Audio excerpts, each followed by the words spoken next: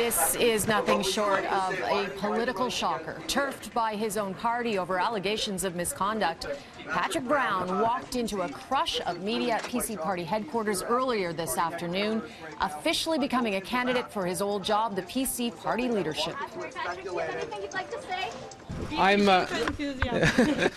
I'm proud to be joined with my sister, Stephanie and Fiona, Toby Barrett, who was the caucus chair when I was the leader of the PC party, and Babu Nagalinga, my good friend, and Sri from the party executive.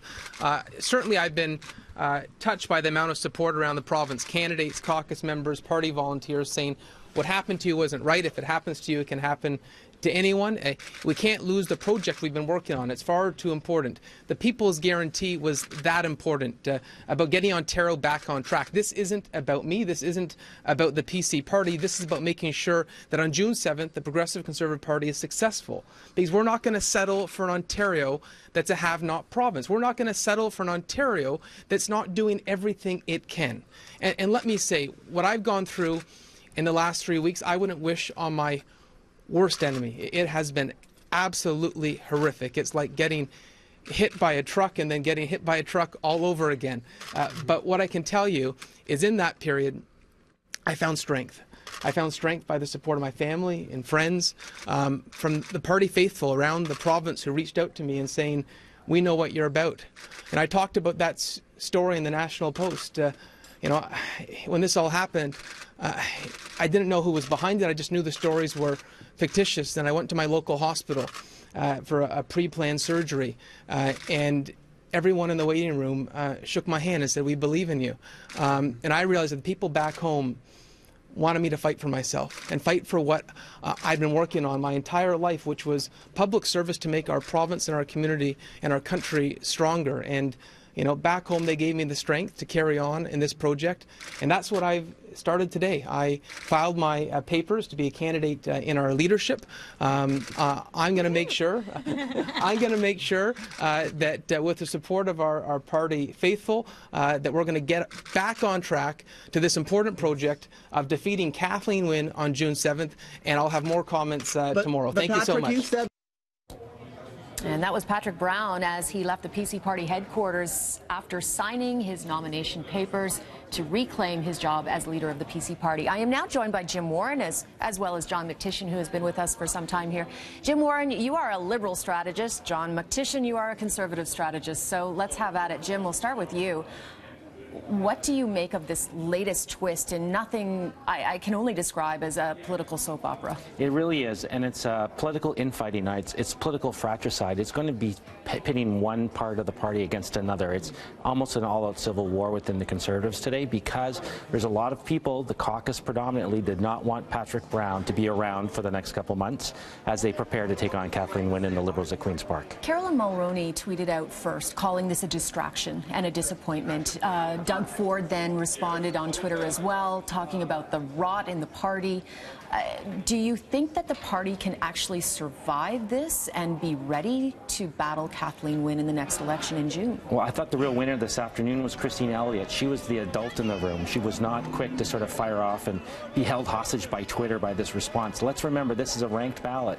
So whoever, it does not enough to get just the first place votes. You want some second and third place votes as well. So I think Christine Elliott played her cards well. She played it smartly to sort of hold back. I think the knee-jerk reaction by Mulroney and Ford was probably a misstep because it'll cost those potential Brown supporters who could go to them on other ballots. But to be fair, they're rookies, so they wouldn't necessarily know any better. The neophytes, that's right. Yeah. Now, what do you think this will do? Because, I mean, Kathleen Wynne must be just dancing tonight, and she can already take the little clips and put them in her campaign ads. Let's root out the rot. You know, that will be probably the main one that she'll be talking about. So is the party not eating itself alive here, John, and doing the worst possible thing that it can do under these circumstances, have a bloody civil war? This is all part of our secret plan to give the Liberals so much content they don't know what to run with. No, look, any party would prefer to avoid all of this, and certainly in public, and certainly there's leadership tribulations and leaders getting forced out or candidates. That's normal in politics, but to do it in the light of day, to do it through the media, media. Social media, I think, is sadly part of that, right? Because for the first time, I got into a very heated exchange with a member of caucus to the point where I went, okay, the next one I'm going to get sued for. So I picked up the phone and I said, maybe we should back up, and which we did, and I deleted it. But it's way too instant now. There's very little reasoned thought. There's a lot of emotion. And to be fair to everybody, they thought they were playing a simple game, you know, and it's gotten very complicated very quickly. Let's talk about a lot of issues that were raised by Vic Fideli about Patrick Brown's leadership. He has said, for example, he's launching an investigation into fake memberships and that they were greatly overinflated from, say, 200,000 to maybe 77 to 200,000.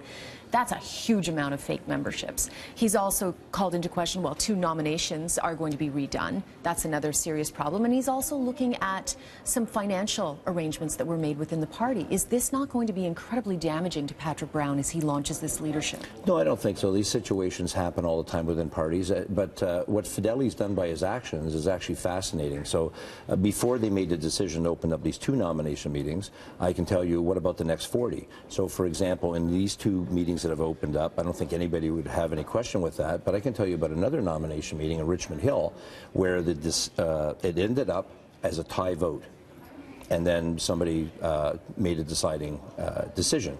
But there were 2 people in wheelchairs that couldn't make it into the building because the party, if you can believe it in this day and age, booked a hall down 2 flights of stairs. Now, I didn't notice because I can walk. But one person was a quadriplegic, the other person in a wheelchair. There was nobody from the party to meet them or greet them. So these 2 people, for one candidate, would have made the difference.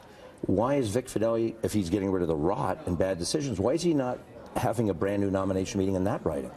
Jim Warren, you're a Liberal strategist. Right.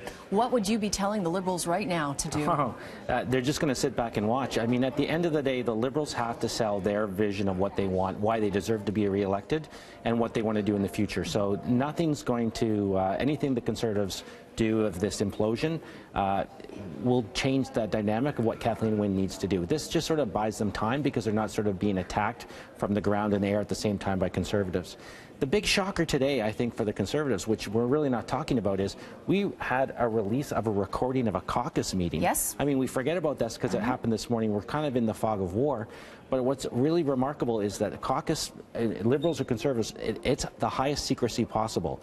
And the idea that somebody would, A, record it and B, leak it was another sort of dynamic of today that sort of we forget to talk about. And you're right. So many things happening so quickly. The Ontario PC caucus has now established that they are not a trustworthy group of people that can walk into a room or have a conference call that can be relied upon to be confidential.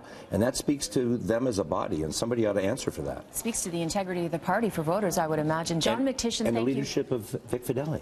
Okay. John Mykytyshyn, thank you very much for joining us. We're going to take a short break, and Jim Warren will continue on as we continue this discussion on this remarkable turn in provincial politics. Stay with us.